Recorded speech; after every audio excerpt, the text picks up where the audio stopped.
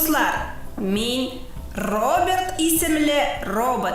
Бүген мин сине үземнең кайнар йөрәкле дустым белән таныштырам. Сәлам, Роберт. Сәлам, дуслар.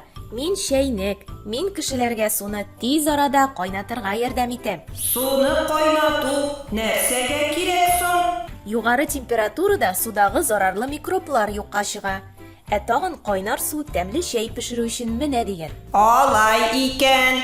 Беренче чәйнекләр кайчан барлыкка килгән соң?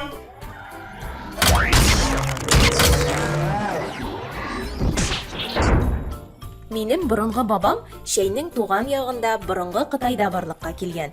Ул Иссин шәһәре янында табылган кызыл балчыктан ясалган. 16 гасыр башында Кытай чәйнекләре чәй белән бергәләп Европага килгән. Россиядә чәйнекләр 17 гасырда ясала башлаган.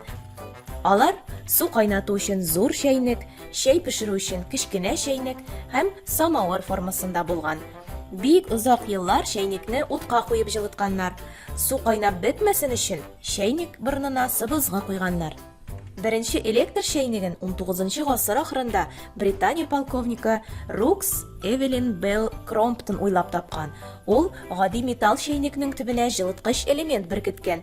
Тик мондый чәйнек суны бик озак кайнаткан һәм үзеннән-үзе сүнмәгән. Беренче тулысынча автоматлаштырылган электр чәйнеге 1956 елда Билл Рассел һәм Питер Хопс оештырган Рассел-Хопс компаниясе тарафыннан ясалган. Су кайнап чыгуга чәйнек үзеннән-үзе сүнгән. Бүген без чәйнекләрнең ниндиләре генә юк. Безне кызыл балчыктан, пыяладан, югары температурага чыдам булган пластиктан, тутыкмый торган корычтан ясыйлар. Мобиль телефон аша гына кайнатыла, суы кирәкле температурага җиткерелә торган акыллы чәйнекләр дә бар.